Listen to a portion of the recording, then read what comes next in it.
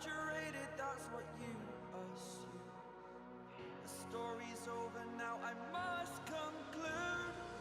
I am conflicted, watching where I step still, hanging in the balance, not the life I want to live. I want to take it all, standing tall, fear outweighed the person you are. Oh, break out, I've got to see. Spent all my life holding all of it closely. I played it innocent, a feel of discontent. I'm finally facing it all, fearless.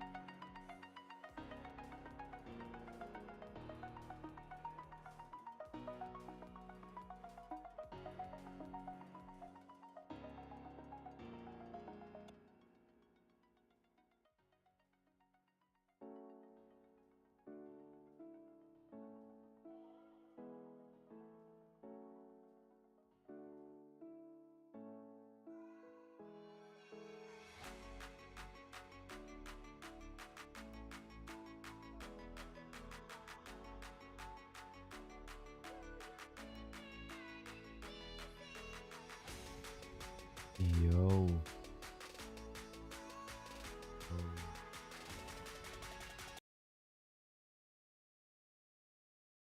Ik heb geen idee hoe ik deze hele livestream ga doen. Ik weet niet eens.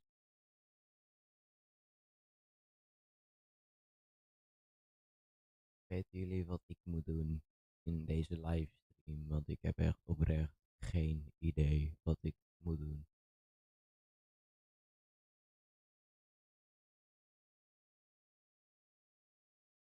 Dan FL Studio kan ik. En niet al heel wat mensen. Maar gewoon doen. Ja of nee?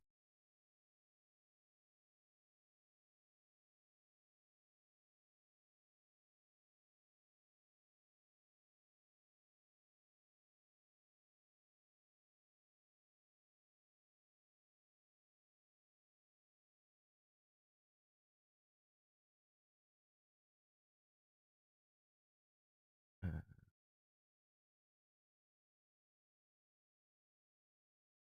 oh, damn. Dat, oké. Oké dan. Ja, dat is iets dat je Evert gaat doen. Ja,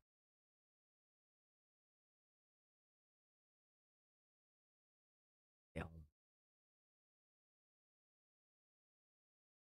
Yo, is opgestart.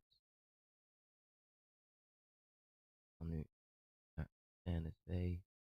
Dan ga ik oh, FL Studio. Dan ga ik hem op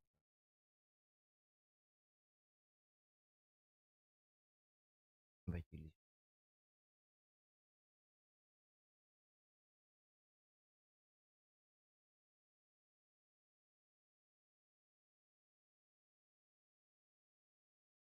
en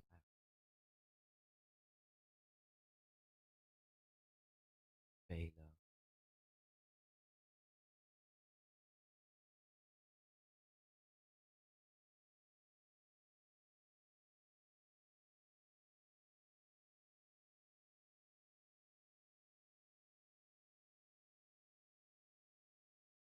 Eigenlijk niet.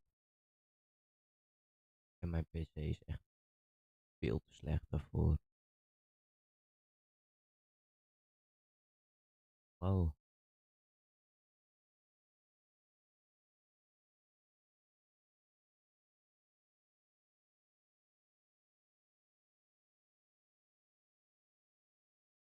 moet. Al Epic Games moet ik al updaten, dus waarschijnlijk moet Fortnite ook updaten. Dus, ja,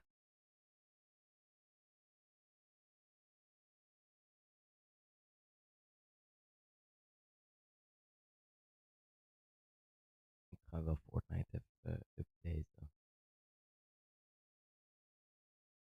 En ik ben ook totaal niet goed in Fortnite, want ik heel lang al niet meer. Hij is nu aan het updaten. Waarschijnlijk gaat het nog wel even wat langer duren, want ik heb het al heel lang niet meer geüpdate.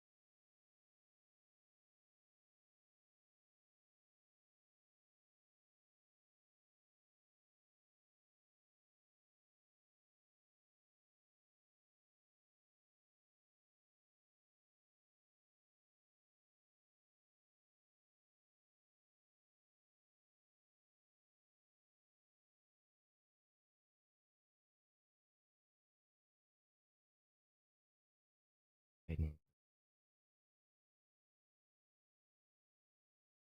Dus ik ga wel even FL Studio. eh,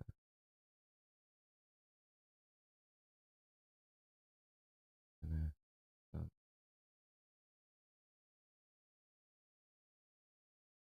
eerst waarmee ik begin is een flex. Ja, heel highlighting. Maar eh, welke? Blijkbaar wordt het E, maar je een leuk die.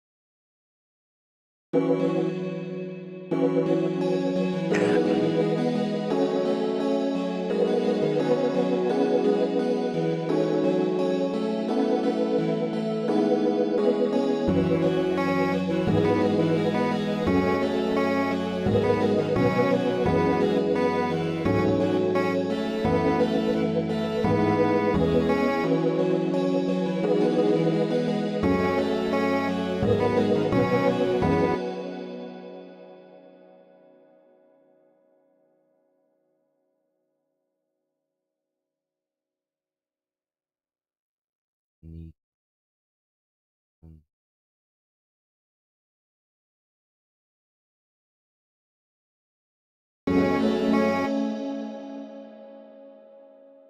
van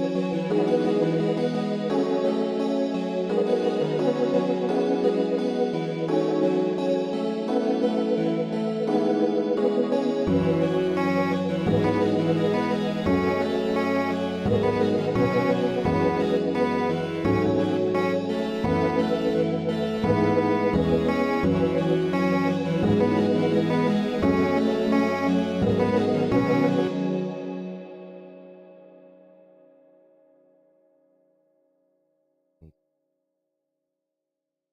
denk ik.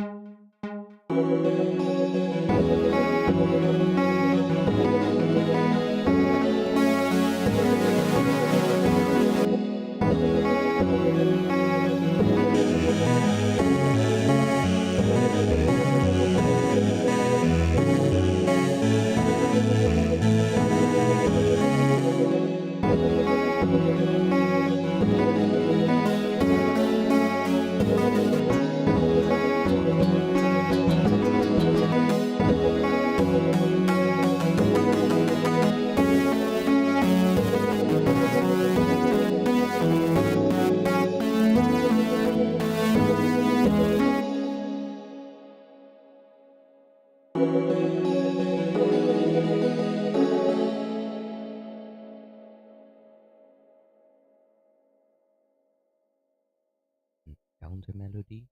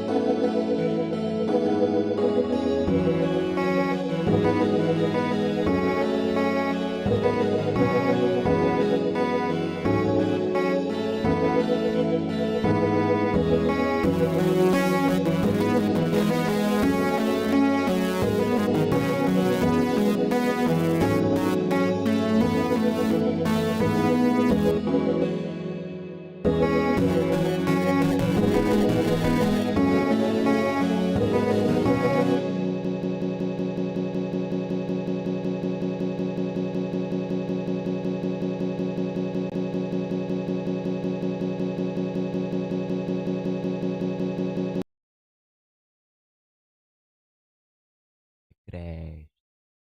Yay.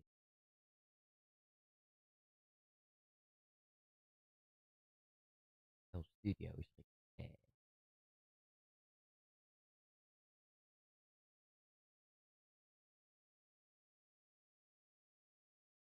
39%. Dus dan gaan we maar even YouTube video's kijken. YouTube.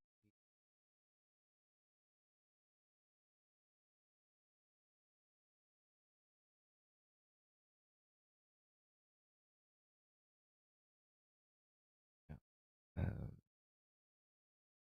Nee. Dan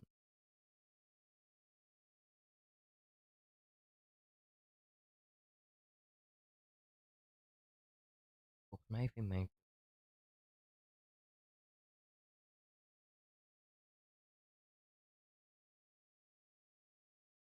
eh,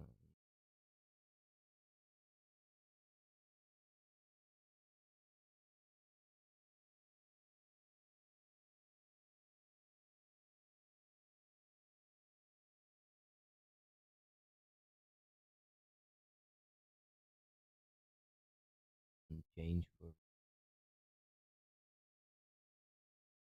Yo, when you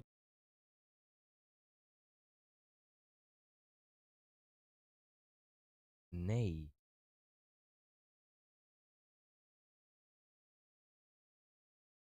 Je weet precies moment. Think about it, every light switch is also a dark switch. Light switch, dark switch. Light switch, dark switch. Okay, class, sound it out with me. Ba-all. Ball. When you really think about it, we learn to read, and then we read to learn. Teacher, yeah, I think change is high. What the fuck? This is kindergarten.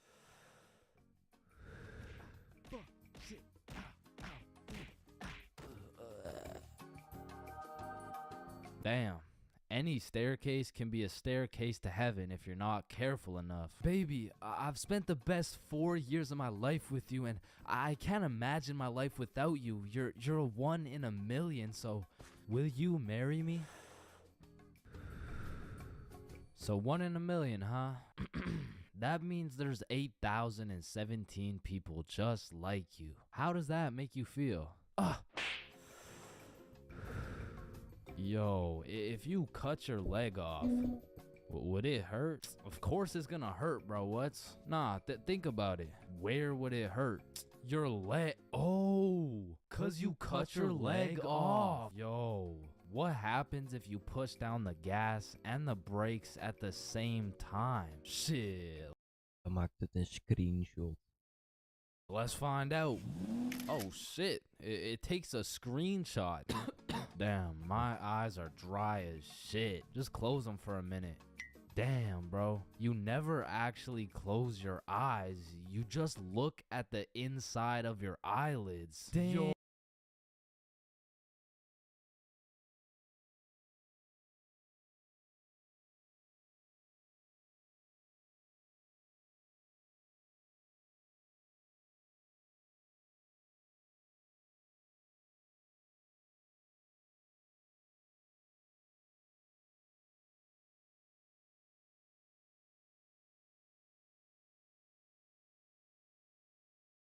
Nee.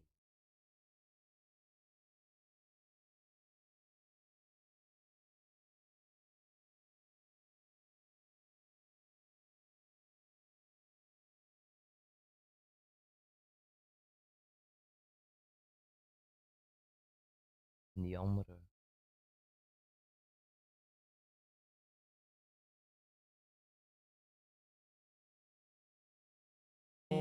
Can anyone answer 547 to the power of 3? Yes, Chains. Yo, did you know every single odd number has an E in it? Damn. Chains, are you high again? No. Wait a minute, bruh. Since you were born deaf, what language do you think in? Niet. Je denkt in beelden. Oh shit, you right. Damn, I just realized squirrels' cheeks are also their nut sacks. You know what I'm saying? That's kind of like your mom. Damn, eigenlijk wel, ja. What? The way she had these nuts all up in her mouth? Bro, if everyone in the world all blinked at the same time, nobody would know. Oh, Yo. shit. That's facts. Oh, I just blinked. Did you? Nah. Oh, I just blinked. Did you? Nah. Wait, what about just now? Yo, which of these buildings do you think has the most stories? Oh, it's gotta be that one, bro. That's massive. Nah, this one's even taller. Oh, it's this one for sure. No, it's this one. No way. That shit's library? Tiny. Think Heeft wel een meest. about it. Oh, story. How are you supposed to get clothes? What are you talking about, bruh? Okay, imagine you had no clothes, right? How are you supposed to get some clothes? You go to the store and purchase that shit, bro. Ja, maar je mag er niet heen. Wat een domme wet.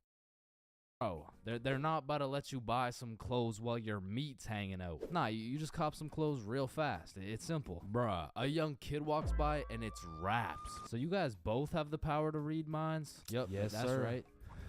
Then if you both read each other's minds, whose mind are you reading? Oh, Degene die als eerst denkt. I don't know. We could try. All right, yeah, sure. Nah, that yo. was not Hey, yo, yo. that was you for sure, dude. Damn, bro. When you think about it, the hospital is the only building you leave without entering. Damn. And people are having the worst day of their life, the Echt zo. best day of their life, the last day of their life, and the first day of their life, all in one building. Yo. Damn. Bro, I'm kind of scared down here. What? Why? But because I'm scared a shark's finna eat my ass. Well, when you think about it, there's more people eating sharks in the world than sharks eating people. Mensen zijn raar. Damn, that's actually really crazy to think about. Fuck, yo, every single day there's some random motherfucker out there who took the biggest shit for that day. Yeah, he's in this room.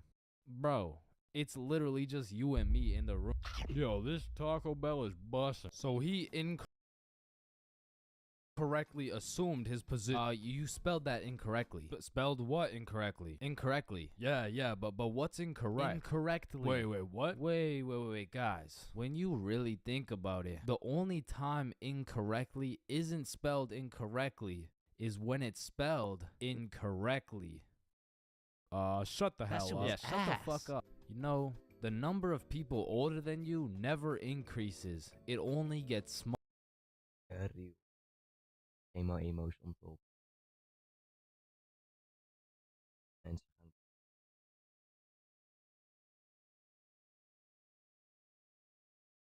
Smaller and smaller. Damn.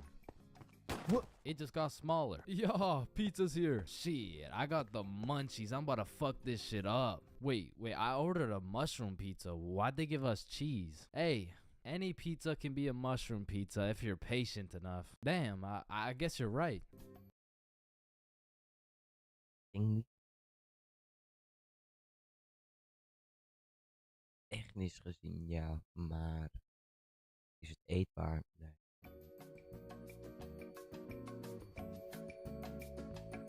At last. Damn, you know what I just realized? What? A pregnant woman swimming is pretty much a submarine. Are you just always this high, bruh? Yo, did you boys know your last name comes from what your ancestor used to do back in the day? Oh shit, mine's Baker. Yo, mine's Carpenter. Oh, mine. Staat op zijn allerhardst, die microfoon. Serieus, hij staat op zijn allerhardst. Kan fysiek niet harder, behalve als ik de gain omhoog zet. Maar dan gaat mijn microfoon slechter klinken.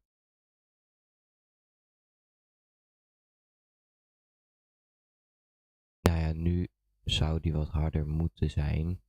Ja, maar nu klinkt die ook wat slechter. Als het goed is. Of niet?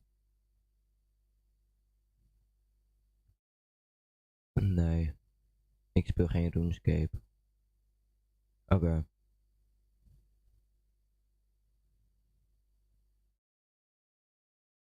Misschien wat extra nog. Ja, dat kan ik niet aanpassen. Nou ja, denk ik. Yo. Beetje meer gain. Maar dan, ja.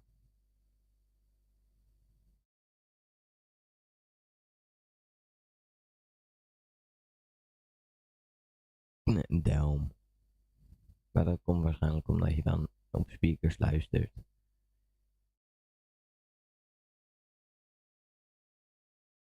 Maar jullie wouden dat mijn gain omhoog gingen, dus dan... Ja. Dus nu staat hij omhoog, dus... Oké.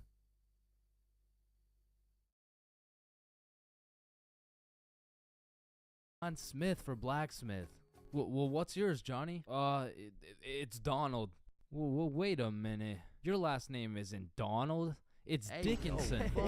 Guys, chill. Hey, I can yo. explain. Oh. Your alarm is really your theme song because it plays at the start of every episode. Why the Zal ik even kijken wat mijn teams song dan is. Laat ook die van jullie even weten.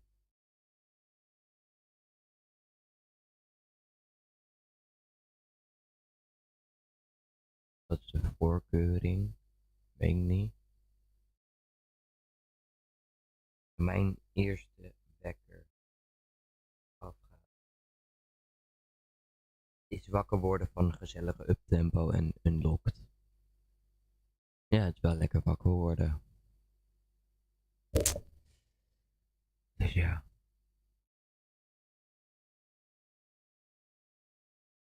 the fuck are you in my house? Yo, is Chain still mad over that chair? Yeah, well, what does this dude have against chairs? Why is it a chair?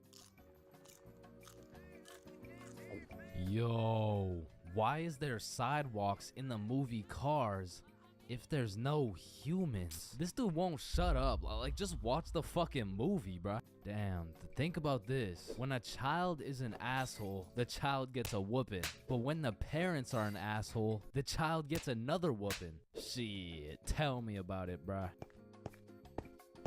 Fuck. Bro, you've checked the fridge 15 times already. No good food's finna magically appear.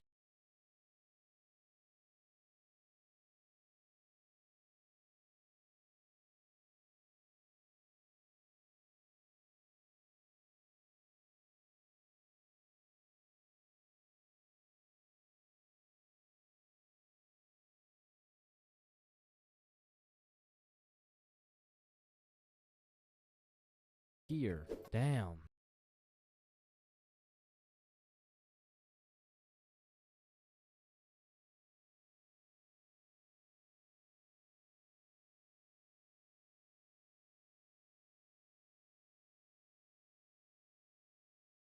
Yo. Dan gaan we het over moorden hebben. It started with something small, a cough, a headache, a restless night. Oh. In homes across suburban Chicago, people reached for Maar relief in something Ines is goed. they trusted, a red and white bottle in a medicine cabinet, the kind you've opened 100 times before, the kind you don't even think about. And they took one capsule, maybe two, and then they collapsed without warning and without reason. Ja, het is zeker warm. And by the time investigators realized what was happening, the damage was already done. And families were shattered, and entire communities were on edge. And behind it all was an invisible killer hiding in plain sight. This wasn't a spree of gunshots or blood-stained crime scenes. This was something even more terrifying, an unseen, silent, and lethal crime. A crime that snuck its way into the heart of American consumer trust and shattered it overnight. The story you're about to hear is about a nation forced to confront a horrifying question. What if the danger isn't outside your house? What if the danger isn't outside your door? Oké, Ines is goed. But already inside your home. This is a story of the Tylenol murders. Crime, conspiracy, cults, serial killers, and murder. All things that I love to consume, and I know you do too, you sick, twisted, intellectually beautiful-minded person.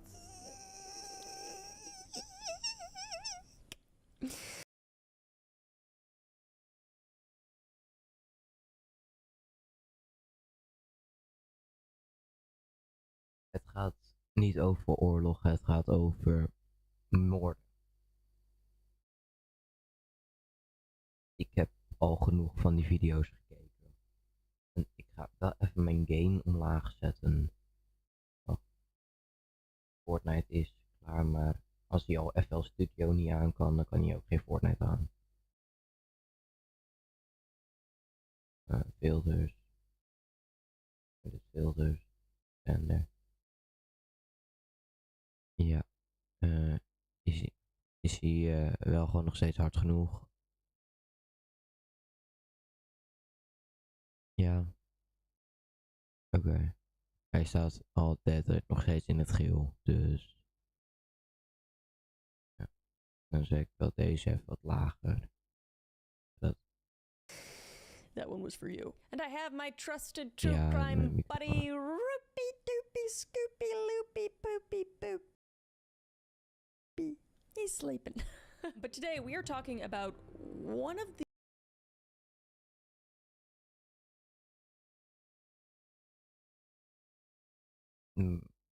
maakt niet uit. Het is gewoon leuk om te kijken. Ga niet mensen vermoorden. Dat doe ik niet.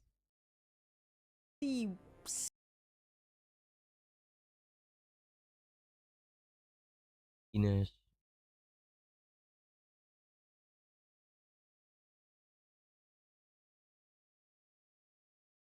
Die foto.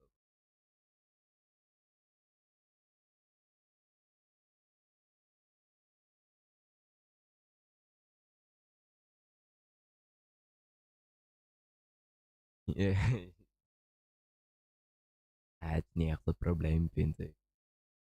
scariest cases, and scary because it's just something you use every day, something you would never expect. It's not a person, it's not a cult, it's not somebody coming in and stabbing you, although that is extremely terrifying, or shooting you. It is something unseen. So without further ado, let's unbuckle our seatbelts, go Mach 5 down the highway, slam on the brakes, and bust through this windshield into this insane, crazy, questionable case together.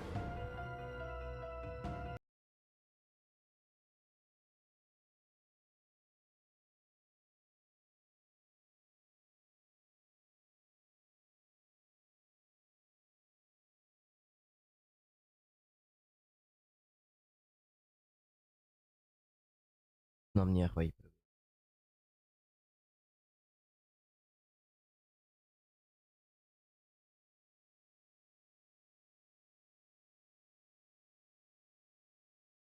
En Ines. Wel een oké foto.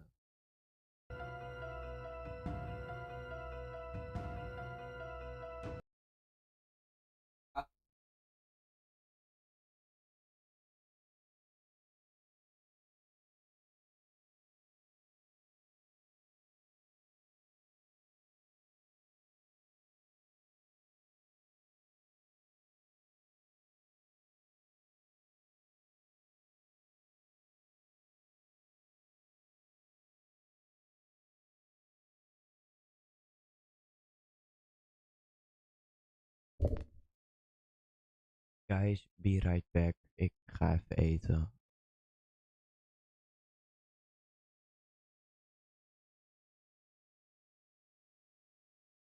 Ik vond de Jeffrey Dahmer docu wel vet. Iedereen zegt gelijk gay. Ik vind hem ook gewoon goed hoor. Die documentaire over Jeffrey Dahmer staat nergens op hoe ver mensen kunnen denken in plaats van het probleem. Weet je, dus omheen doe je ding eet smakelijk. Oh. Ja, maar het is gewoon een goede documentaire over de Jeffrey Dahmer. Maar ik ben zo terug. Ik ga even eten. Be right back.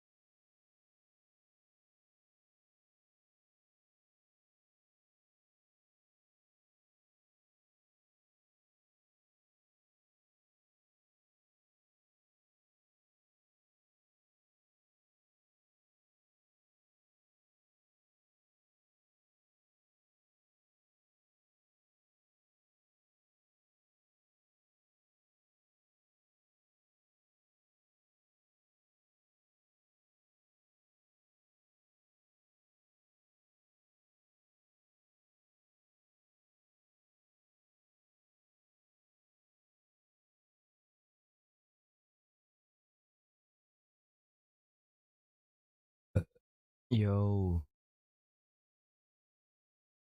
ben er weer.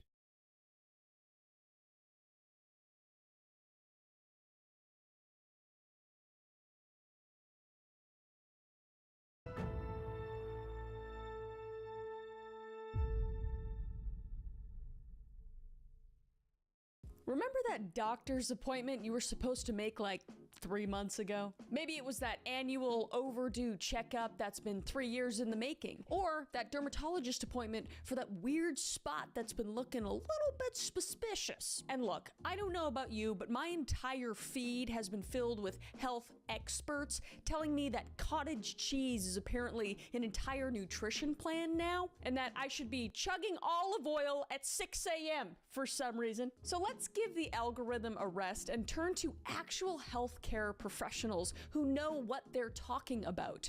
And that's where ZocDoc comes in. And honestly, it's been a game changer for me personally. First of all, it's not something. Remember that double overdue checkup?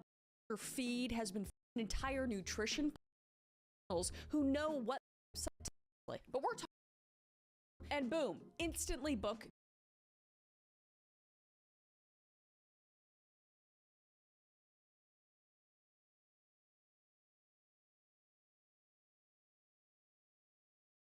in Reagan-era America, a time.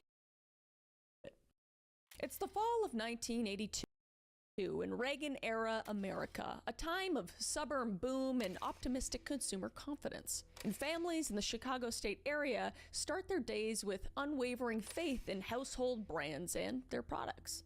And over-the-counter medicines like Tylenol are trusted fixtures in every medicine cabinet. I don't know one person who doesn't have Tylenol in their cabinet, which is what makes this so scary. But they're purchased and used without a second thought. And Johnson & Johnson's extra strength Tylenol is the nation's best-selling pain reliever. It's my go-to, not sponsored. Commanding over 1/3 of the market, which is absolutely insane. I don't know the amount of money that they pull in, but I can't even imagine that number. But in 1982, these capsules came in standard bottles with only a cotton wad under the lid, no safety seals, no plastic wraps, nothing to suggest any danger is inside.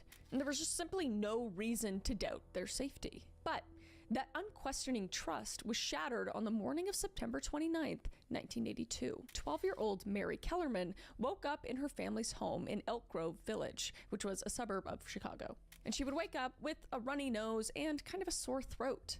And Mary herself was a bright and active 7th grader, and she loved horseback riding and babysitting the neighbor kids. And that morning, she felt a bit ill with cold symptoms. So her father, Dennis, offered her one extra-strength Tylenol capsule to help her feel better, like any other day. And Mary took the capsule and went into the bathroom to get ready for school. But moments later, Dennis Kellerman heard a loud thump from the bathroom, and it was the sound of his daughter collapsing. And he would go to say, quote, "I heard her go into the bathroom. Then I heard something drop. I called, 'Mary, are you okay?' And there was no answer. So I opened the door and my little girl was on the floor unconscious. She was still in her pajamas." So Dennis Overdosis waarschijnlijk. and Gina Kellerman frantically tried to revive Mary and called for an ambulance at 6:33 a.m.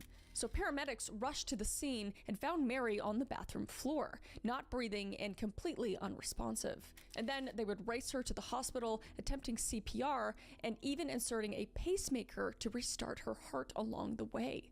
But nothing worked, and by 9:30 a.m. that morning, Mary Kellerman was pronounced dead at the hospital.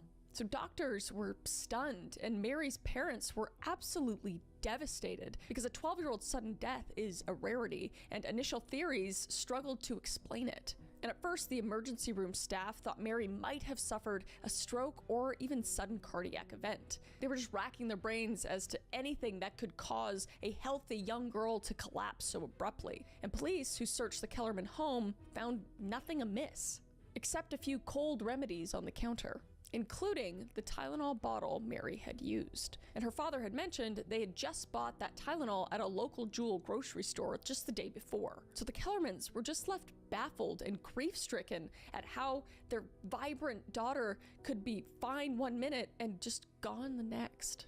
And Mary's tragic death would soon prove to be the first ominous clue in a much larger nightmare. Because later that same morning, another mysterious medical emergency was unfolding in the Chicago suburbs. Adam Janus, aged 27, was a postal worker and a healthy young father of 2 living in Arlington Heights. And Adam woke up that day feeling kind of under the weather, possibly coming down with a cold. So he decided to stay home from work and rest that day. And on his way back from picking up his kids from preschool around lunchtime, Adam stopped at a Jewel grocery store and purchased a bottle of extra strength Tylenol to help with his symptoms. And after returning home with the kids, Adam had lunch and then took 2 Tylenol capsules for his minor aches. And within minutes, something went horribly wrong. And according to later accounts given to Chicago Tribune, after taking the capsules, quote, he walked into his bedroom, collapsed, and fell into a coma. And Adam's wife and family found him unresponsive and would call 911. And Arlington Heights paramedics arrived to find the 27-year-old in critical condition. And they would rush him to Northwest Community Hospital, which was the same hospital that Mary Kellerman went to, just hours earlier, mind you.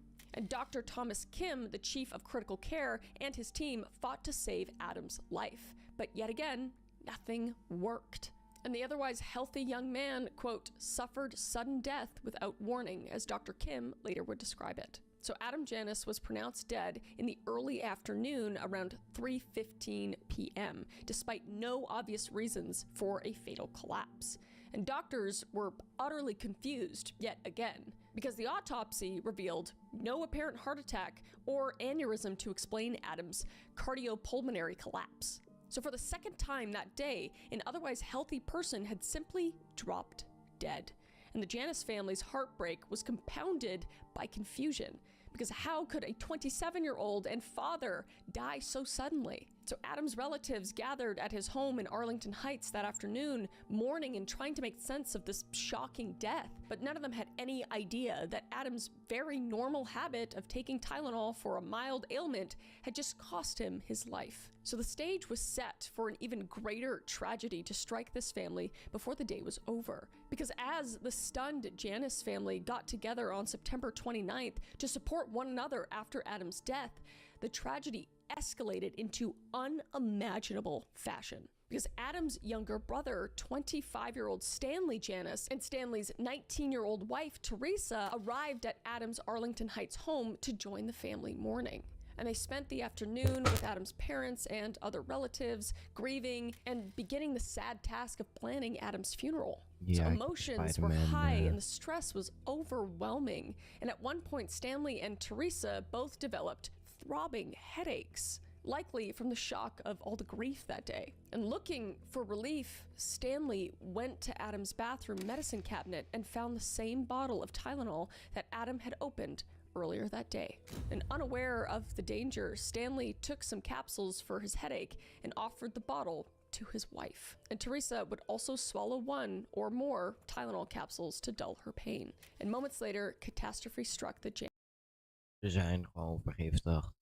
Janus household yet again. So around 5:40 p.m., just hours after Adam died, a frantic call for help went out from the Janus home because Stanley had collapsed without any warning. And allegedly, Stanley had walked into the washroom, then emerged saying, quote, "I don't feel good," before suddenly crumpling into his wife's arms on the kitchen floor. And as relatives screamed, Teresa herself then felt the same sudden onslaught of symptoms. And family members watched in horror as the healthy 19-year-old also collapsed onto the floor, writhing in the same symptoms as her husband. I can't even imagine the shock and pain and just heartache that's happening in this household at this time. Like it's unimaginable. So De Tylenol is verteld ene shop compleet gewoon, weet dat, vergiftigd, gedrogeerd. De drugs is gedrogeerd. in an instant, the Janus family's double tragedy became a triple crisis. So panicked relatives ran for help, and one neighbor who happened to be a nurse rushed over and found both Stanley and Teresa unconscious on the floor. So paramedics would arrive soon after and race the couple to the Northwest Community Hospital, and doctors would fight desperately to revive Stanley, but he, quote, could not be resuscitated despite their best efforts. And at 8:15 p.m. that night, Stanley Janus was pronounced dead, being the second member of the same family to die that day. And Teresa seemed to be slightly more fortunate though, because emergency staff managed to restart her heart and placed her on life support. And she was now in comatose, but alive, thankfully, as they intubated her and put her on a ventilator. And the Janus family, meanwhile, was evacuated from the house under the assumption that something environmental might be the culprit, because still, they'd have no idea at this point. But they would think that it might be something like carbon monoxide poisoning, fearing a toxic leak, and authorities had the remaining relatives taken to the hospital for observation. And a priest even administered last rites to some of them, just in case, which is so scary. But none of the other family members fell ill, thankfully. So whatever struck down Adam, Stanley, and Teresa seemed oddly isolated to those three. So by the end of September 29th, the unbelievable had occurred. 3 otherwise healthy people, 2 from one family, were dead within a matter of hours, and the 4th, Teresa, was in a deep coma.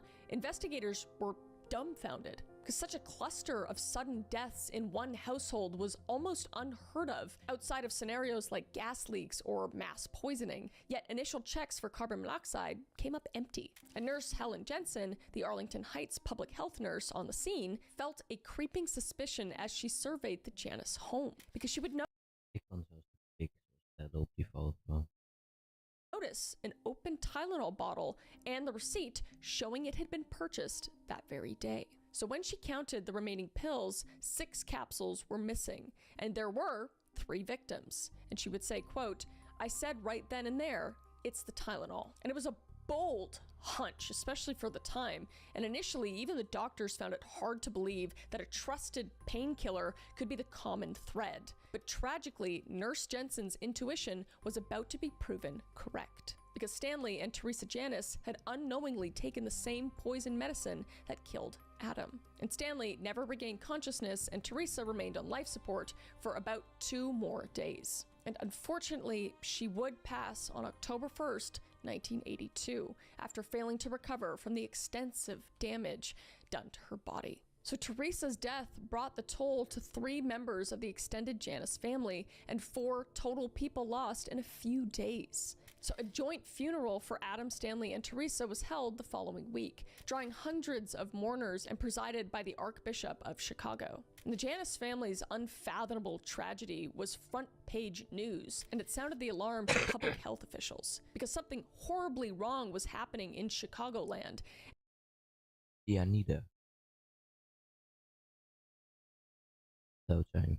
And it was striking people down at random. So as authorities and the public were just beginning to realize that the Janus family deaths were linked, the deadly mystery continued to claim more lives. And among the next victims was Mary Reiner, a 27-year-old homemaker from Winfield, Illinois. And Mary Reiner had just experienced one of life's happiest events, because a few days earlier, she had given birth to her 4th child and returned home from the hospital to be with her growing family. And Mary was happily married to her husband Ed, and together they had 3 children and a newborn infant son. So being a recent postpartum mom, Mary was dealing with the normal aches and pains and fatigue that follow childbirth. And to relieve some of her discomfort, she, like millions of others, turned to Tylenol. And on the morning of Thursday, September 30th, 1982, Mary Reiner took some Tylenol capsules in her kitchen to alleviate minor aches while she went about caring for her infant and her household. And tragically, within minutes, like the others, of taking the medicine, Mary collapsed on the floor in front of her 8-year-old daughter. And Michelle, the little girl, would watch in horror as her mother suddenly fell over and began convulsing uncontrollably. And Mary's husband, Ed, walked in moments later to a traumatic scene, saying, quote, I came home right after she had fallen on the floor. And an ambulance was called immediately, and paramedics arrived and raced Mary to Central DuPage Hospital in Winfield. But there was little that they could do. And within hours, Mary Reinfeld was pronounced dead. Just another young, previously healthy person gone in an inexplicable instant. and she would die at roughly 9:03 a.m. on September 30th, barely a day after the first Tylenol-related deaths had begun. Mary's death devastated her family, and Ed Reiner, her husband, was left as a widower, and now tasked with raising 4 children all alone, including a newborn who would never get to know his mother. And the Winfield community was left in shock that a vibrant young mother could be struck down without warning in her own home, without seeming cause. And in the moment, her Was zielig voor dat kind. Dat kind ineens zijn moeder dood ziet gaan voor haar ogen. collapse looked like a sudden medical catastrophe, perhaps a stroke or an aneurysm, but the truth was far worse. She had become the 5th victim. And when investigators later discovered that Mary's Tylenol bottle was also tampered with, it cemented the growing realization that a serial killer was on the loose, using household medicine as a delivery method. So on the evening of September 29th, Mary McFarland was at her job at Illinois Bell Store in Lombard when she developed a sudden severe headache. And she was a 31-year-old telephone company employee from Elmhurst. So going about her day with this really bad headache, she was seeking some sort of quick relief.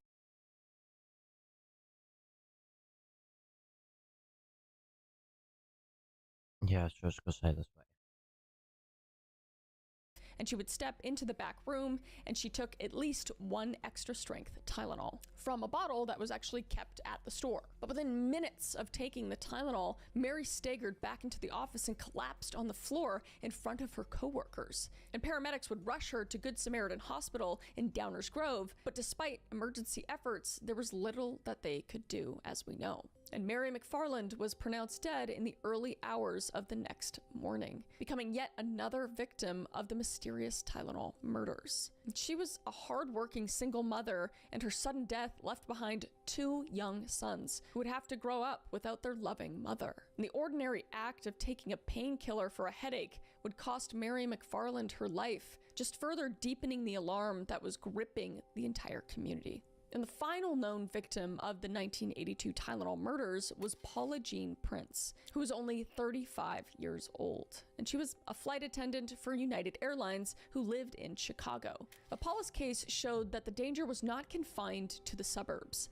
It had now reached into the city itself. And on September 29, 1982, Paula Prince flew a routine route from Las Vegas back home to Chicago O'Hare International Airport. And she had been fighting off a cold during her travels. And like many travelers feeling under the weather, she decided to pick up some medicine on the way home. So after landing that night, Paula stopped at a Walgreens pharmacy. And there, she purchased a bottle of extra-strength Tylenol. And the transaction was captured by a security camera at the store's ATM, or register area. And in the grainy surveillance image later released to the public, Paula can be seen in her flight uniform, patiently buying the Tylenol. But unbeknownst to her, the bottle she was taking home was already death in disguise. So Paula would purchase the Tylenol and drive home. And when she returned to her apartment feeling exhausted from a long day of work, sometime on September 30th, as she prepared to wind down for the evening, Paula took the Tylenol for her cold symptoms before going to bed. And that dose would be fatal. And when friends and family couldn't reach Paula the next day, concerns started to grow. And on October 1st, 1982, just 2 days after her Walgreens purchase, Paula's sister Carol went to her apartment to check on her and made a very grim discovery. Because Paula would be deceased in her bathroom, and she would be found lying on the floor near her vanity. And on the bathroom counter stood the Tylenol bottle she had bought, now open, with 1 capsule missing. And it was an unmistakable piece of evidence, essentially the smoking gun in the Tylenol case. And the bottle's receipt was still with it, and showed it had been purchased on September 29th from the Walgreens at 1601 North Wells Street in Chicago. And Chicago authorities were now aware that they had a public health nightmare on their hands, because Paula's death, officially recorded by the medical examiner at 6:45 p.m. on October 1st, brought the known death toll to 7 people over just a few days. And Paula was the only victim who lived within the Chicago city limits, because the others were from outlying suburbs, which initially made it harder to connect the cases. So thanks to very quick detective work by first responders, the link had been made just in time to warn others, as we'll talk about shortly. But for Paula Prince, the warnings came too late, and she never woke up from her final sleep. But with Paula's death, the string of mysterious deaths finally stopped.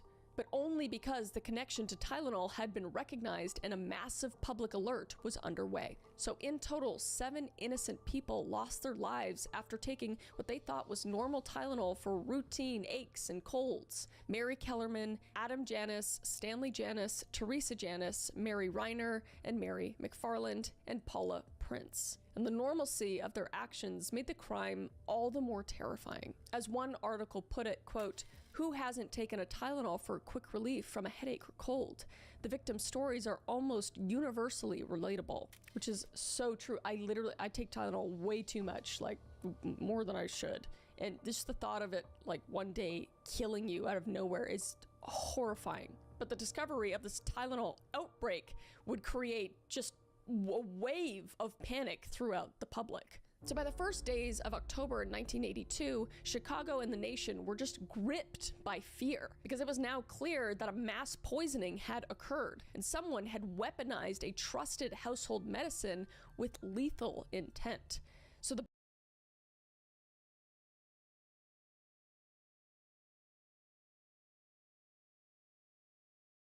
burning questions remained. What exactly was the poison, and how did it get into the capsules? And who was behind the monstrous act? So in the immediate aftermath of these deaths, investigators from various agencies, including local police, medical examiners, and soon the FBI, scrambled to find the common denominator. And initially, before anyone knew about the tainted Tylenol, each victim's death was attributed to natural or unknown causes. Because Mary Kellerman's was thought to be a stroke or viral infection, and first responders at the Janus home suspected carbon monoxide or other environmental toxin.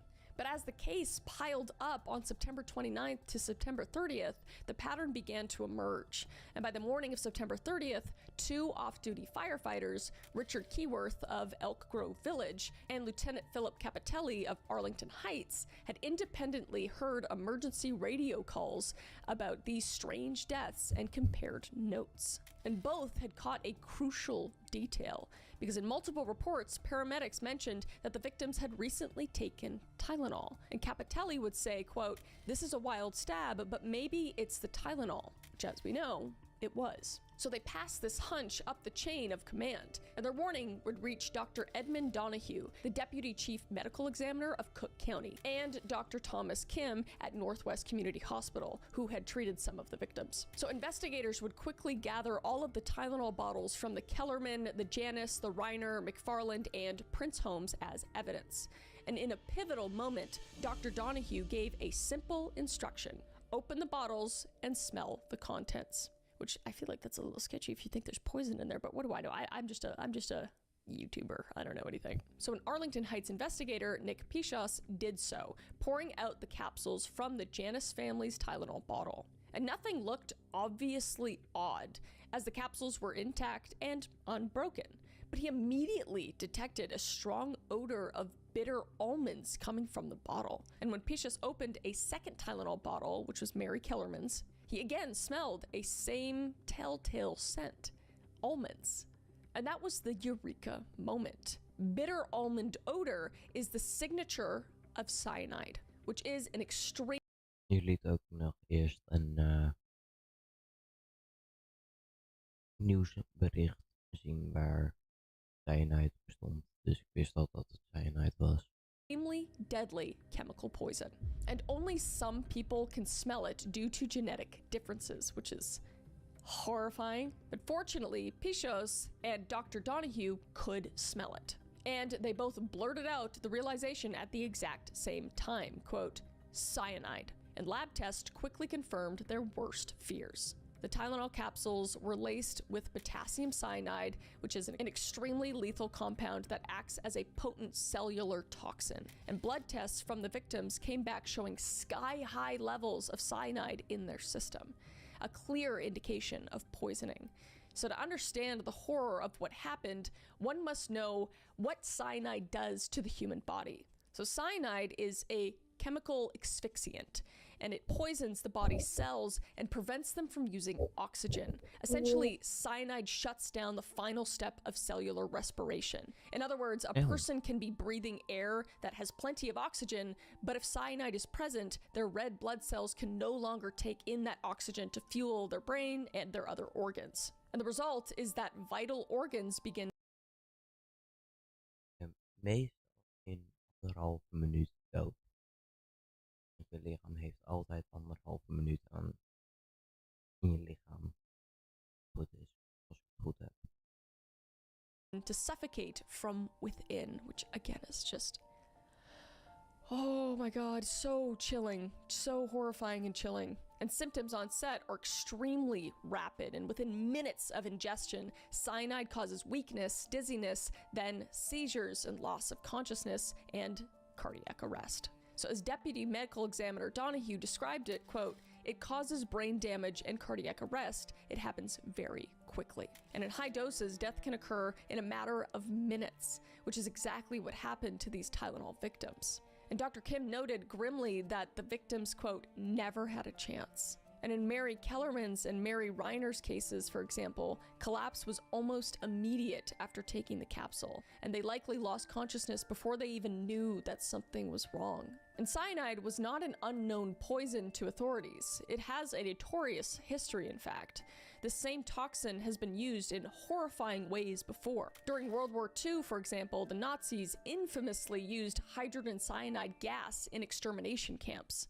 And many high-ranking Nazi war criminals carried cyanide pills to commit suicide rather than be captured. And cyanide is also the poison that claimed over 900 lives in the Jonestown Massacre of 1978, when cult leader Jim Jones forced his followers to drink cyanide-laced punch, which comes from the quote, "Don't drink the Kool-Aid" or "Don't drink the Flavor-Aid." And if you want to hear more about that case, it's right here. I covered it, and it is absolutely terrifying. And in industry, potassium cyanide has legitimate usage.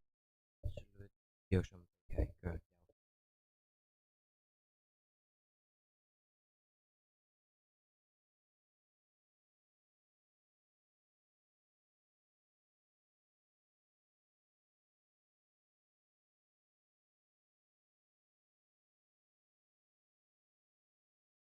Ja, gewoon.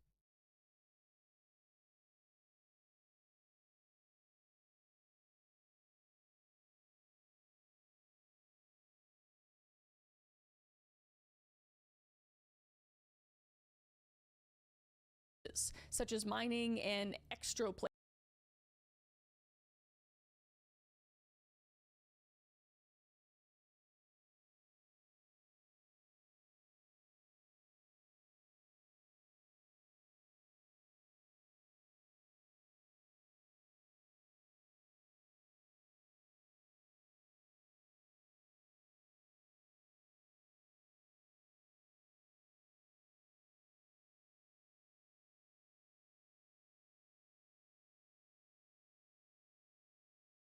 Milwaukee, July.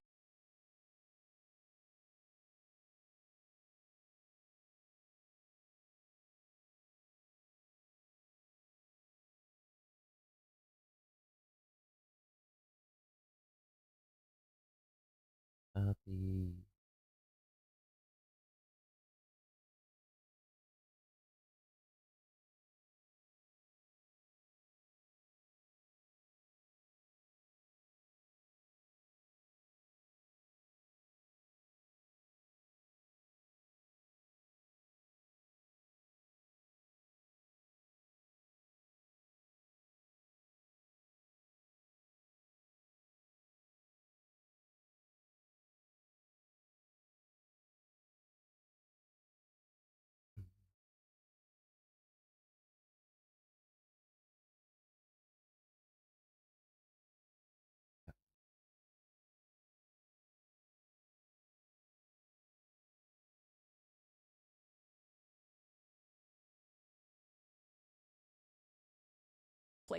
But it is highly regulated because even a few grains can kill. So the Tylenol murderer had weaponized cyanide in a particularly sneaky way by placing it in gel caps.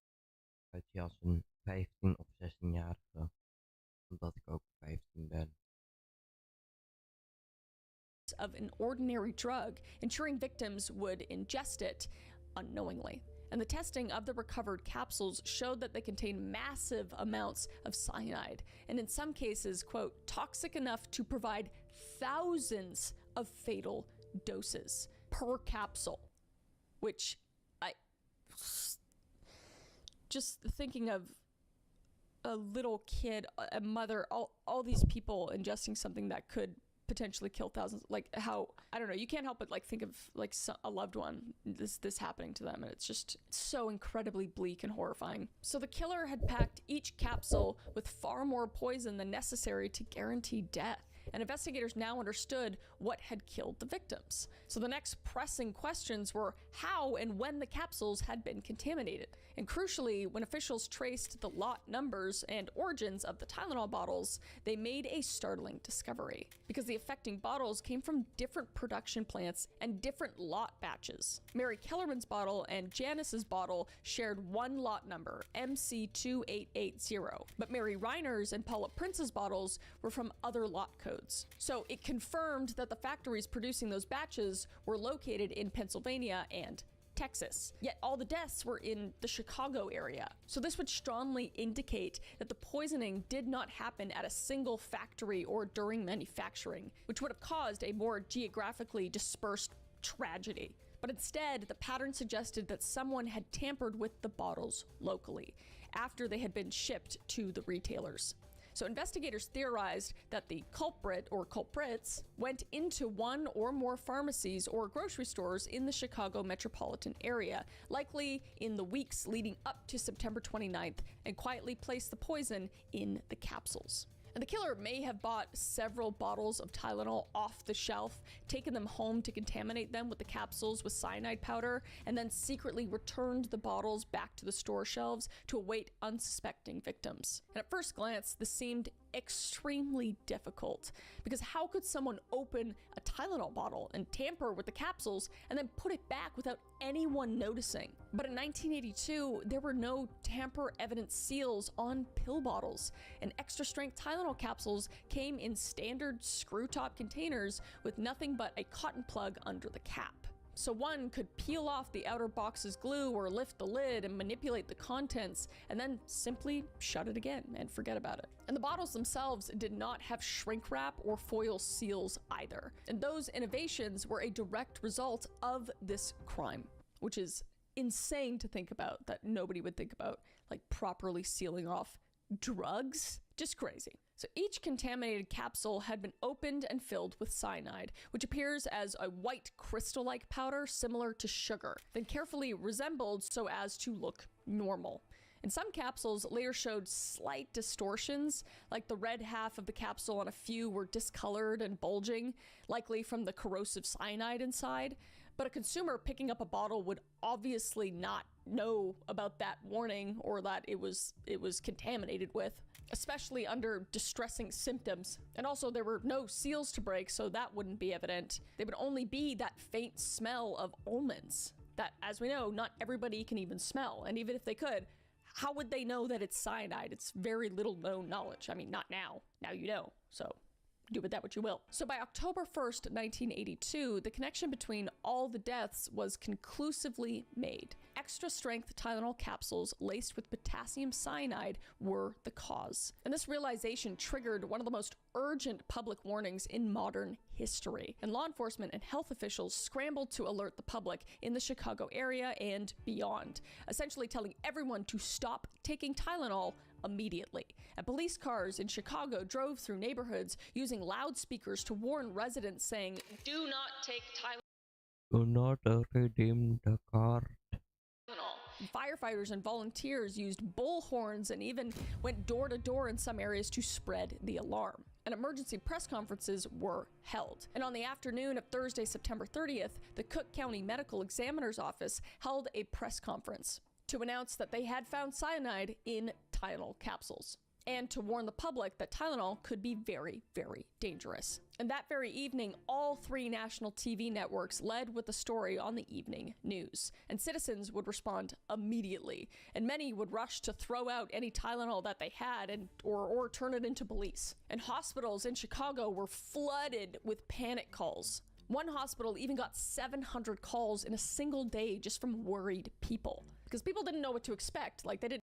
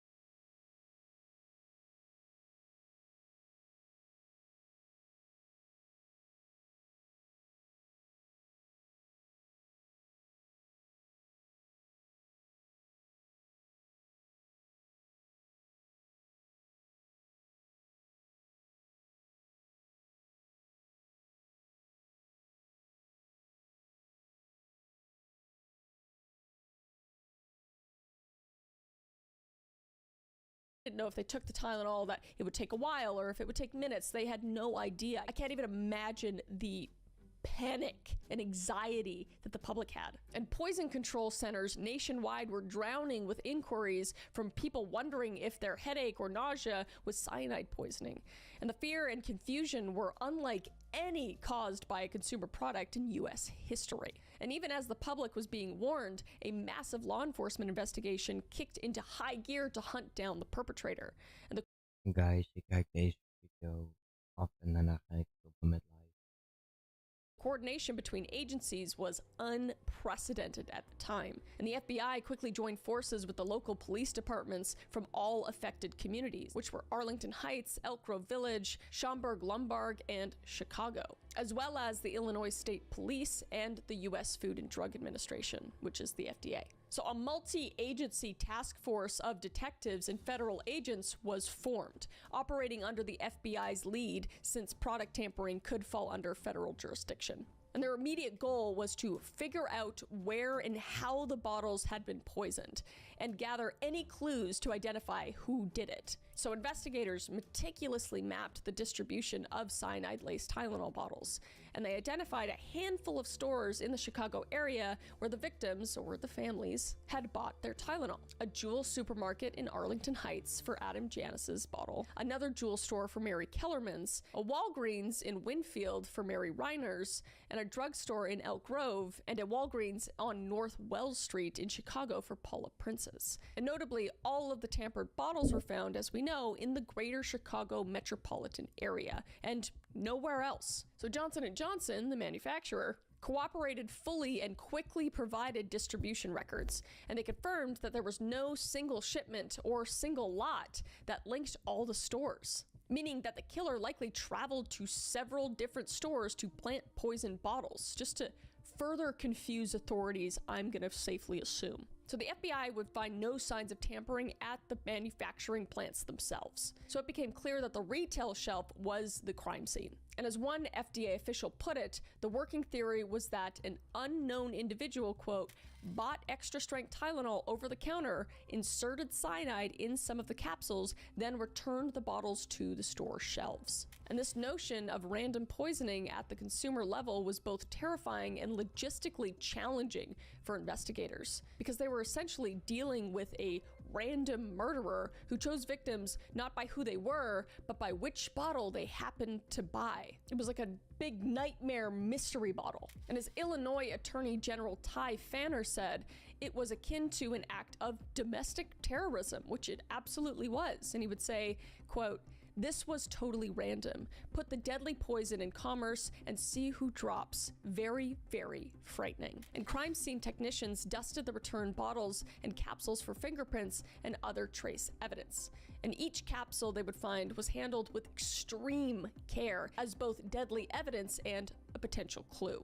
The task force preserved some of the poison capsules, hoping one day improved forensic might pull a usable fingerprint or DNA sample from them, because the technology at the time wasn't that great. Because unfortunately, the killer had been very cunning here too. There were no identifiable fingerprints found on the capsule, outside of the bottle, or inside the bottle. And even if the perpetrator didn't wear gloves, any prints were smudged beyond any sort of use. And likewise, forensic analysis of the cyanide itself yielded very little, because cyanide is a common industrial chemical, and this particular formulation didn't point to a unique source. And along with the recall from Johnson & Johnson, more on that later, law enforcement conducted hundreds of interviews and followed thousands of leads. And they examined recent sales records looking for anyone who might have bought Tylenol in bulk or who had suspiciously returned the Tylenol bottles to the stores. So they would investigate disgruntled employees at Tylenol factories and distribution centers, and psychologists attempted to profile the type of person who would commit such a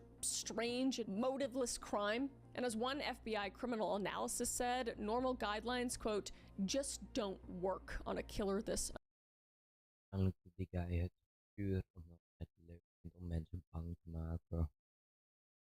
unusual. Because usually there's a pattern. Usually there's an MO, a modus operandi, a style of murder, if you will. They like a blonde girl with blue eyes, or a teenage boy with brown hair, or there's just something, you know, a certain type of a lady of the night. There's usually some sort of pattern, but here it was just free f***ed up chaos. So with no obvious personal motive or connection between killer and victims, it was truly a needle in a haystack situation. And the daunting reality was summed up by an FDA deputy commissioner saying, quote, "There is no way to protect the public from people who do such things." And still, the task force pressed on relentlessly, checking anyone with even a remote connection to cyanide or Tylenol. And by the end of 1982, they had zeroed in on a few potential suspects. And one name in particular would soon rise to infamy in connection with the Tylenol case. So on October 6, 1982, amid the chaos of ongoing investigation and media frenzy, an alarming letter arrived at the headquarters of Johnson & Johnson's Tylenol's manufacturer. And the anonymous letter took responsibility for the Tylenol killings and made a disturbing demand, effectively stating, quote, "If you want to stop the killing, pay me." So it was essentially a ransom note from someone claiming to be the poisoner, attempting to extort money in exchange for public safety. And the letter provided a bank account number at Chicago Bank where the money should be deposited. So law enforcement treated it with the utmost seriousness, of course, and they traced the bank account to a man named James W. Lewis, who became a person of interest. And the bank account was not his, but instead was his wife's ex-employer, whom they had a falling out with. So on October 13th, 1982, the FBI released photos and a description of Lewis and his wife, Leanne. And James William Lewis, a 36-year-old man with a checkered past, would soon become the prime suspect in the Tylenol murders. And Lewis had actually left the Chicago area shortly before the poisonings began. And when his extortion letter was made public, a nation manhunt ensued. And Lewis and his wife would be spotted in New York City in December of 1982. And the FBI arrested James Lewis in a New York library after a 2-month search. And under interrogation, Lewis admitted to writing that extortion letter, but he denied being the actual Tylenol poisoner. I mean, yeah, it's like red flag. It's like somebody's just taking advantage of this horrible crime that has happened, just trying to extort money for it. It's awful. Heel slim. Want je krijgt geld. Dan. But it seems too obvious. And he would claim that he was merely trying to embarrass his wife's former employer. Also that, I mean, they had a falling out, so it's like, what can I do to ruin this person's life? Oh yeah, put them in jail for their entire lives for killing 7 innocent people. It's like, what the f***? And the bank accountant in the extortion letter was registered with the travel agency she used to work at. But regardless of his claims, Lewis was charged federally, not with the murder, but with extortion for the threat in the letter. And in 1984, he was convicted and eventually sentenced to 10 years in prison. And he ultimately served about 12 years, including a pretrial detention for the crime. Which, like, yeah, go f yourself, you piece of shit. But James Lewis's background made him an intriguing and ominous figure. He was a native to Missouri, and Lewis was seemingly intelligent, reportedly a tax preparer by trade, but had a history of mental instability and violence. And in 1978, he was arrested and charged with the gruesome murder in Kansas City. And this murder was a former client of his, which was an older man named Raymond West, and had been found dismembered in his attic. Just a casual Tuesday murder, like what? And the evidence pointed to Lewis, including a forged check from West's account that Lewis tried to cash. However, those murder charges were dropped on a legal technicality because police had failed to read Lewis his Miranda rights properly, so key evidence was thrown out, which is crazy. So Lewis walked free, and by 1982, Lewis harbored various grudges, and he claimed that Johnson & Johnson had manufactured a heart patch for infants and caused the death of his young daughter years earlier. And this, Lewis said, drove him to seek revenge by writing the extortion letter to Johnson & Johnson out of extreme grief and anger.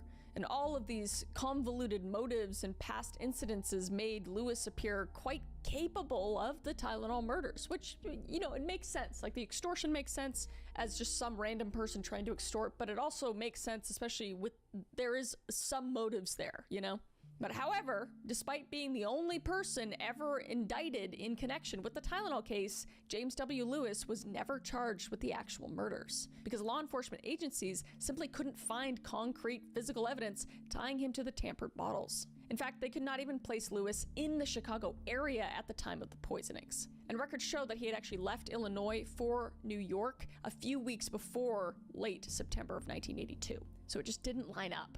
And no witnesses or surveillance could connect him to the stores in question either. So the FBI searched Lewis's residence and belongings in 1982 and decades later for any trace of cyanide, Tylenol capsules, or even a single Tylenol bottle, but found nothing conclusive. But they did find drafts of the extortion letter in his home and books about poisonings, which certainly suggests he was at least studying how to poison people, I guess. But being willing to exploit the crime and being the one who carried it out are very separate things. So in court, Lewis stuck to his story that he only wrote the letter for money and had nothing to do with the actual murders themselves, saying, quote, "I wouldn't hurt anybody. What about that guy in your attic? What the And he would insist this with a chuckle later in an interview, maintaining that if someone could read his mind, they'd find nothing incriminating. Sounds concrete to me, buddy. I mean, I don't know if you did it or not. He seems kind of crazy. If you watch him in interviews, you're like, this guy did it for sure. But there's no evidence, and it's just, I don't know. Different time though. Didn't have a lot of forensic stuff back in the 80s. So could he have done it? Maybe. Could he have not? Maybe. I don't know. But Lewis would serve his 12 years in federal prison for extortion and was released in 1995. And after his release, he actually moved to Cambridge, Massachusetts, where he lived quietly for many, many years. But he never escaped the shadow of suspicion. And the Tylenol task force periodically revisited him as their top suspect. suspect. And in 2007 to 2010, with the 25th anniversary of the case, the investigation was renewed, and authorities conducted new interviews and applied modern forensic techniques. And in 2010, the FBI and local police famously searched Lewis's home in Cambridge, seizing a computer and other items, though the exact purpose was not fully disclosed at the time. But no charges followed that search, indicating no definitive link was established. And as recently as 2022, investigators traveled to Massachusetts to interview James Lewis again on camera. And through it all, Lewis continued to deny any involvement in the murders at all. And prosecutors never felt that they had enough evidence to indict him for the murders. So you could just feel the frustration for law enforcement. And one former prosecutor said upon Lewis's death, quote, "I was saddened, not because he's dead, but because he didn't die in prison." Agreed. And this was a blunt statement, reflecting their strong belief that Lewis was guilty of more than extortion, which, like, I don't know, maybe. It just seems like such a stupid plan to me to do all of that and then, like, get it traced to a bank account, which they could obviously trace back to him. It just, he's supposed to be the smart guy. It just doesn't seem smart. But the extortion itself is really not smart. So, I mean, maybe he is that stupid. I don't know. But James W. Lewis died on July 9th, 2023 at the age of 76, and he would be found unresponsive in his Cambridge home from natural causes. And police determined there was nothing suspicious about his death, and with his passing, the chief suspect in the Tylenol murders was gone. And many in law enforcement still quietly believe he was the Tylenol killer, citing his demonstrated knowledge of poisonings, his criminal past, and the fact that he inserted himself into the case via the extortion scheme from day one. And others, however, acknowledge the possibility that Lewis may have just been an opportunist, just a cruel, manipulative man who saw the headlines and decided to cash in with a copycat threat, but not the original murderer. But the truth remains uncertain. And to date, James William Lewis is the only person who has ever been charged in relation to the Tylenol case at all.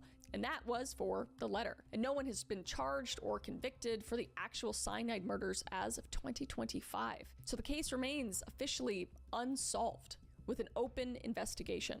And it is worth noting that though Lewis was the primary suspect, he wasn't the only suspect over the years. Another early suspect, for example, was a man named Roger Arnold. Hallo.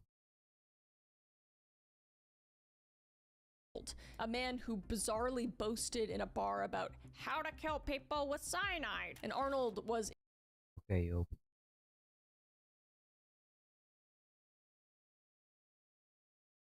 intensely investigated in 1982 and even had some circumstantial links because he worked at the jewel store warehouse that Mary Dankjewel. Reiner's father had worked at, but no evidence panned out. And Arnold was never charged in the Tylenol case. And tragically, Arnold later had a breakdown from the stress of being a suspect and shot an innocent man in 1983, whom he mistook someone who had tipped the police about him for. And for that murder, Roger Arnold went to prison for 30 years. And his story just became a disturbing footnote to the Tylenol saga, showing how the ripple effects of suspicion ruined additional lives. However, the enduring focus always comes back to James Lewis. And in the end, Lewis's conviction for extortion at least provided a sense that someone was held accountable in some way, I guess. Because he served time and the killings did stop after his arrest. But correlation is not proof, obviously. And the FBI and local police never closed the case, hoping for a break or a confession that just never came. And the Tylenol killer, if it wasn't Lewis, had literally gotten away with murder or murders. And if it was Lewis, he managed to outlast the pursuit. But the lingering uncertainty is just torment. Dat het nooit gesolved is.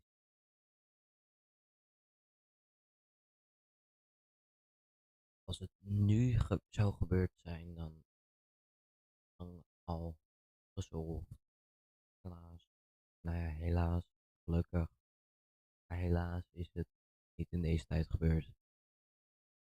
for victims' families and investigators alike. And the horror of the Tylenol murders had one unfortunately predictable outcome. It inspired a wave of copycats throughout the 1980s. Because in the immediate aftermath of the Chicago deaths, authorities around the country began receiving reports of other food and medicine that had been tampered with. And the FDA counted more than 270 different reported incidents of product tampering in just the month following the Tylenol poisonings. The Tylenol killer had opened a sort of Pandora's box of ideas for extremely disturbed and up individuals. And one of the most notorious copycats occurred in 1986 in Washington. Because in 1986, 2 people in the Seattle area died suddenly after taking extra strength Excedrin, another over-the-counter pain capsule. And their names were Bruce Nickell and Susan Snow. And investigators would find cyanide in their Excedrin capsules, immediately recalling the Tylenol murders method. But this time, however, the truth was uncovered and the culprit was caught. And Stella Nickell, Bruce's wife, had laced 6 bottles of Excedrin with cyanide in an elaborate plot to kill her husband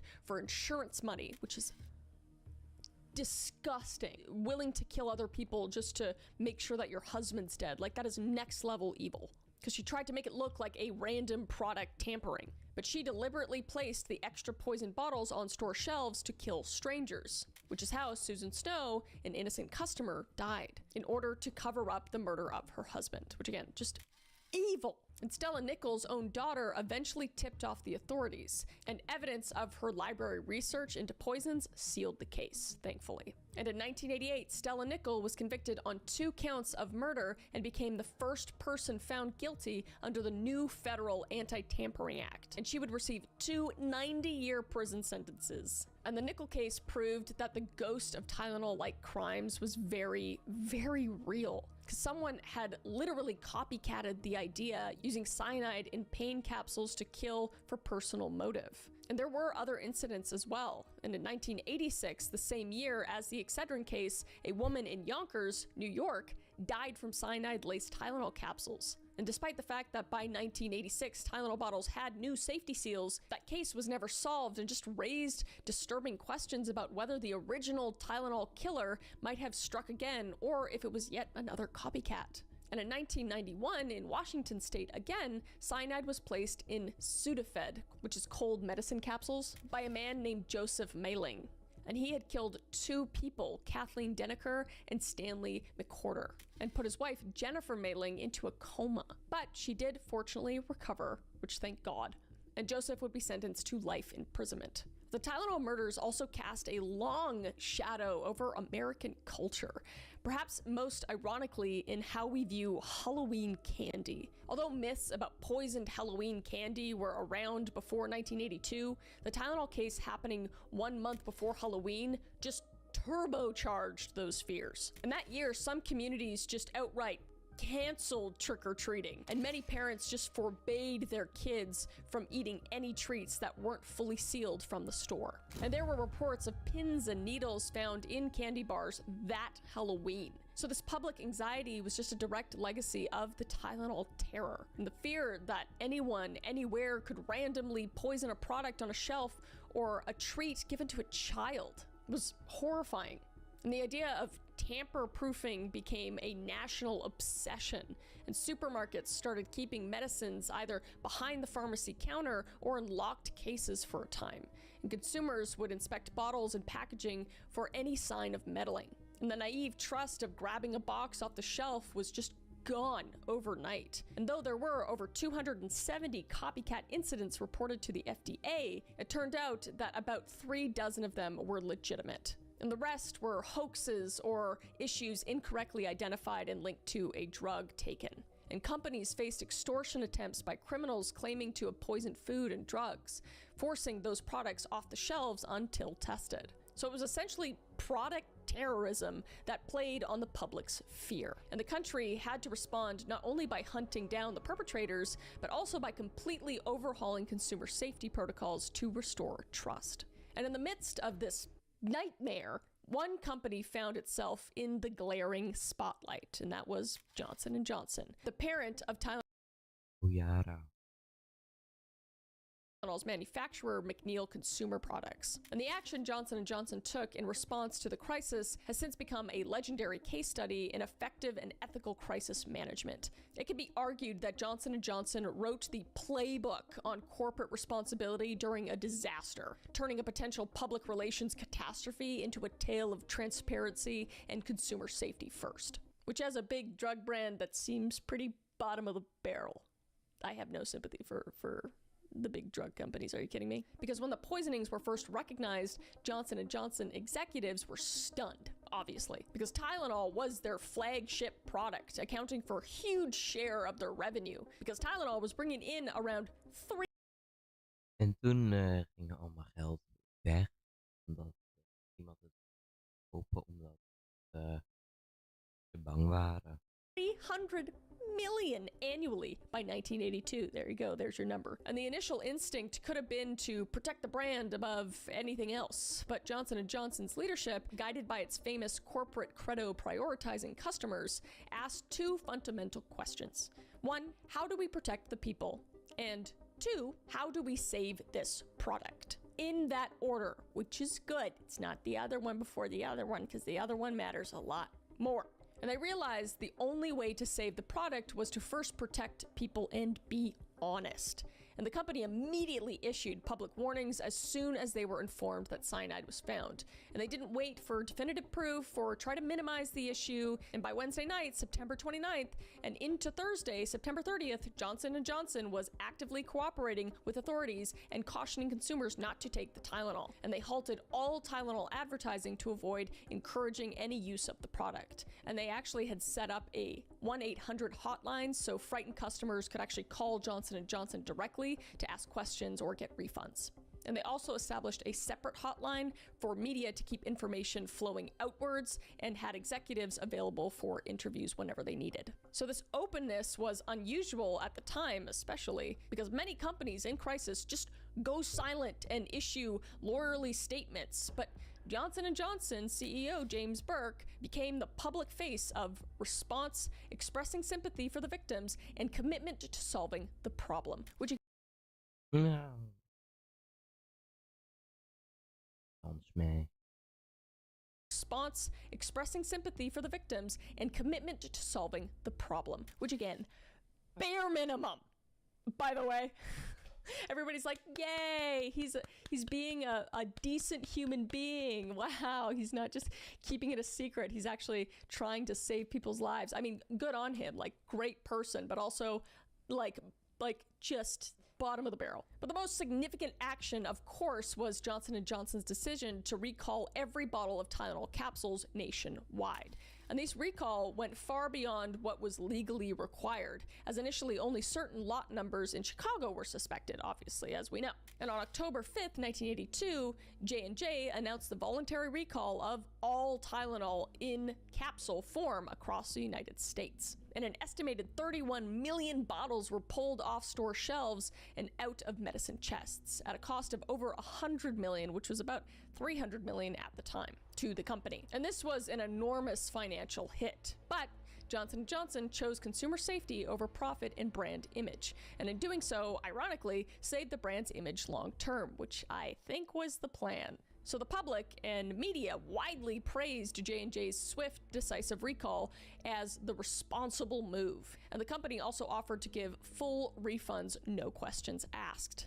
I don't know, it's just like funny to me. It's just like, hey, so we have a bunch of bottles that could kill you and you can get your $2.99 back. It's on me. So by November 1982, even before the case was solved, Johnson & Johnson was taking steps to ensure such a tragedy could never happen again with their products, which awesome. And in a bold innovation, they actually redesigned the Tylenol's packaging from the ground up. And they introduced what became known as a triple seal tamper evident packaging. And this consisted of a glue flaps outer box, a tight plastic shrink band around the bottle cap, and a foil seal over the mouth of the bottle under the cap. So if any of those three seals was broken, a consumer would know not to use the product. And additionally, J&J moved away from the easily openable powder capsules and started pushing Tylenol in solid caplet form, which is genius. Like that's the way you do it. They were extremely innovative, and I applaud them for that. And these were way harder to tamper with without any sort of detection. And in November, just 2 months after the murders, Tylenol was reintroduced to the market in this new packaging, accompanied by heavy promotions and deep discounts to entice customers back. And the company also pioneered public service announcements about checking for tampering and working with the FDA to develop industry-wide standards. And this whole J&J thing was referred to as remarkable public relations reaction that put public safety first, because many expected the Tylenol brand to be doomed after this, obviously, because early polls in October showed consumer confidence in Tylenol had collapsed, and its market share plunged from about 35% to only 8% overnight, which is really bad stock member bros. Yet because of J&J's honesty and the effective changes they implemented, Tylenol remarkably rebounded. And within a year, Tylenol's market share climbed back above 30%, nearly as high as before. And within a few years, it was once again the top pain reliever in America. And by May 1983, just 8 months later, millions of consumers had returned to the brand. And this was a testament to the public's appreciation of J&J's integrity and tangible safety measures now in place. In fact, many consumers actively chose Tylenol because of the new tamper-evident packaging, which soon became the industry norm, which, yeah, thank God. But aside from the business recovery, J&J's handling of the crisis had a broader impact, and it directly influenced the passage of new laws. Like in 1983, the US Congress unanimously passed what was nicknamed the Tylenol Bill, which was a federal anti-tampering act signed into law in October of 1983. And this law made it a federal crime to maliciously tamper with consumer products, with harsh penalties that were up to life imprisonment if death resulted. And before, tampering was not clearly defined in federal statutes, but after 1983, it became one of the most serious crimes in the books, reflecting the nation's resolve to deter would-be copycats.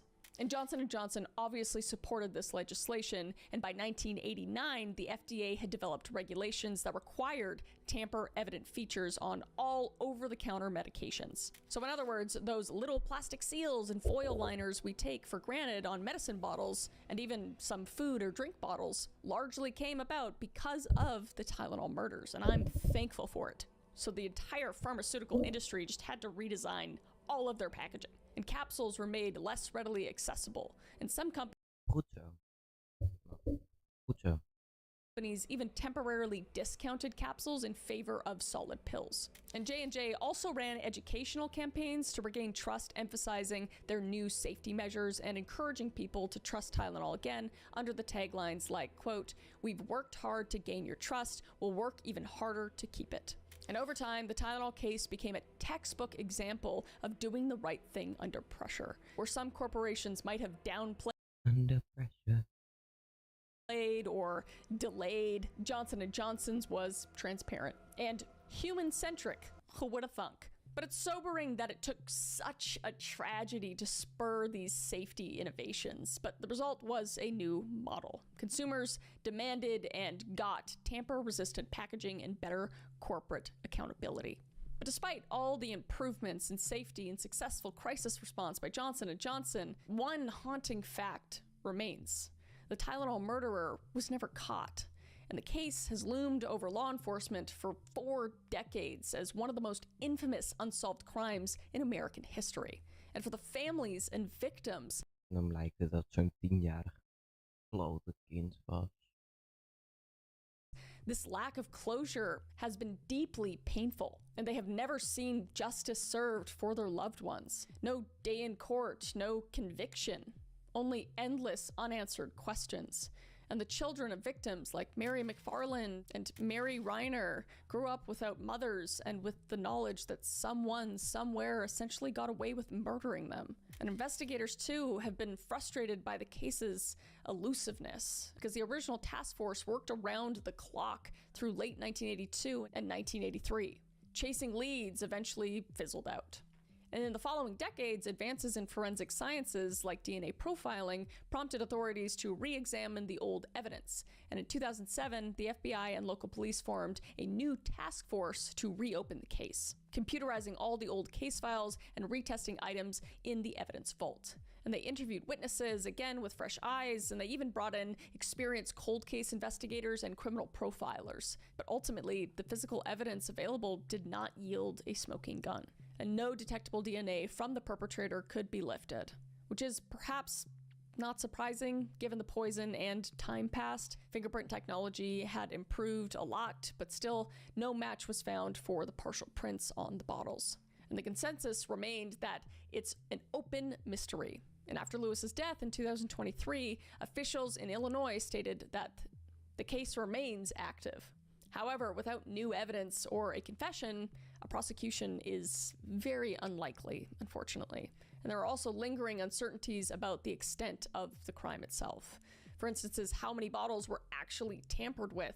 The known count is very small, only half a dozen or so tainted bottles were ever found conclusively. And given that 31 million bottles were in circulation, it's terrifying to think the killer needed to contaminate only a few to cause nationwide terror. So it's possible that there were other poison bottles out there that simply never got purchased, or if purchased, were promptly discarded during the recall before harming anyone. But to this day, we don't definitively know whether it was just a handful of bottles or much more, or if the person acted alone or with assistance. And additionally, some investigative reporters and even a recent documentary have given alternative theories. And one theory being that they explored whether someone inside the supply chain could have been responsible. For example, a rogue employee at a distributor or warehouse who had access to multiple lots, which could explain the differing lot numbers. And a Netflix documentary in 2023 pointed out that two primary production lots involved, while made in different factories, both ended up in the Chicago area, possibly via the same distribution center. And this led to speculative questions. Could it have been a horrendous accident or an inside job that was covered up? Johnson & Johnson has repeatedly denied that scenario, obviously, and the prevailing view remains that it was a malicious retail-level tampering. But such questions linger in the absence of a proven culprit. And on a broader scale, the cultural fallout of the Tylenol murders was significant and enduring. And Americans' relationships with consumer products fundamentally changed, as we know. And at the end of the day, the victims were just ordinary individuals doing something we all do, seeking a little relief from a headache or cold or some pain. And because of one person's unfathomable actions, 6 families were shattered. And the randomness made it just especially cruel. And the poisoner had no idea and didn't care who would end up ingesting the tainted capsules. It was essentially a serial killing with a roulette wheel of targets. The case just continues to fascinate and haunt. It's a reminder that sometimes real life is scarier than any fiction. So the legacy of the Tylenol murders lives on, just etched in the packaging on every pharmacy shelf, in the collective memory of a nation that vowed never to let such a crime happen so easily again.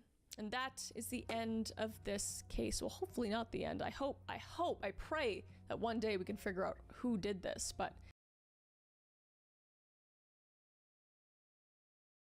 Guys, ik weet wie het was. Ja, ik ga ook op met live streamen.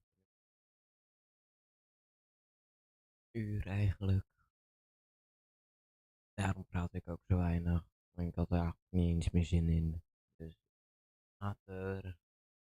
Doei. En guys, ik was het. Ik heb al die Tylenol met cyanide. Dat was ik. Misschien vergeten. Dus ja.